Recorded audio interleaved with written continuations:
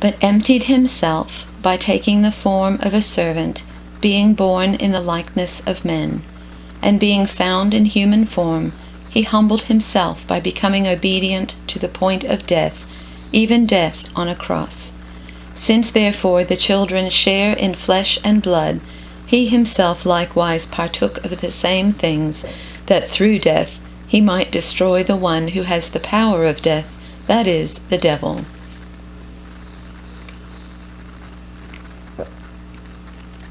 But emptied himself, taking the form of a slave, being born in human likeness. And being found in human form, he humbled himself, and became obedient to the point of death, even death on a cross. Since, therefore, the children share flesh and blood, he himself likewise shared the same things, so that through death he might destroy the one who has the power of death, that is, the devil.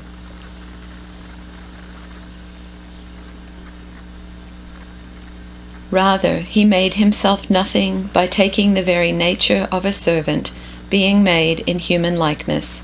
And being found in appearance as a man, he humbled himself by becoming obedient to death, even death on a cross. Since the children have flesh and blood, he too shared in their humanity, so that by his death he might break the power of him who holds the power of death, that is, the devil.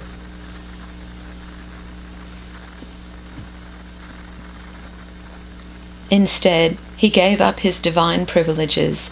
He took the humble position of a slave, and was born as a human being. When he appeared in human form, he humbled himself in obedience to God, and died a criminal's death on a cross. Because God's children are human beings, made of flesh and blood, the Son also became flesh and blood. For only as a human being could he die, and only by dying could he break the power of the devil, who had the power of death.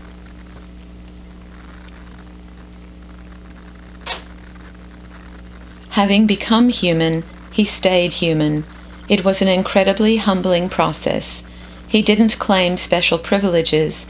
Instead, he lived a selfless, obedient life, and then died a selfless, obedient death, and the worst kind of death at that, a crucifixion.